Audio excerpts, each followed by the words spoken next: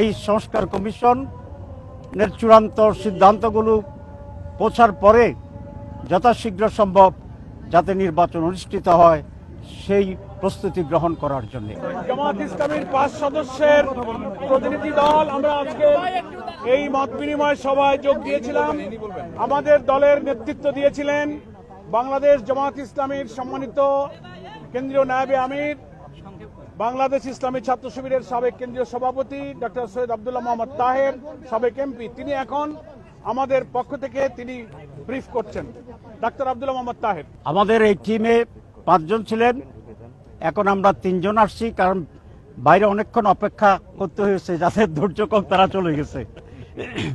আমার ভাইয়ে যিনি আছেন আমাদের দলের মাননীয় সেক্রেটারি জেনারেল এবং সাবেক এমপি মিয়া গোলাম পরোয়ার অধ্যাপক, এবং আমার ডানি যিনি আছেন তিনি একজন সাবেক এমপি, আমাদের দলের অ্যাসিস্ট্যান্ট সেক্রেটারি জেনারেল জনাব হামিদুর রহমান আজাদ, আর আমার নাম তো আপনারা ইতিমধ্যে শুনেছেন।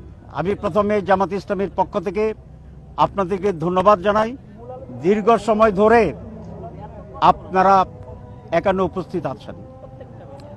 আজকে আপনারা ইতিমধ্যে জেনেছেন যে প্রধান উপদেষ্টা এবং রিফর্ম কমিশনের নতুনভাবে যারা সদস্য ছিলেন তাদের সাথে বৈঠক হয়েছে। ওনারা কিভাবে এটা করবেন এবং বিভিন্ন দলের সাথে স্টেক হোল্ডারদের সাথে আলাদাভাবে আলোচনা করবেন সে বিষয়ে আলোচনা হয়েছে। আমরা এই উদ্যোগকে স্বাগত জানিয়েছি। সকল পজিটিভ সিদ্ধান্তে জামাত ইসলামী সমর্থন জানাবে আমরা এটা ঘোষণা করেছি, এবং আমরা এটা বলেছি যে এই সংস্কার কমিশনের চূড়ান্ত সিদ্ধান্তগুলো পৌঁছার পরে যথাশীঘ্র সম্ভব যাতে নির্বাচন অনুষ্ঠিত হয় সেই প্রস্তুতি গ্রহণ করার জন্য আজকে মূলত এটা ছিল জিস্ট অব দি ডিসকাশন।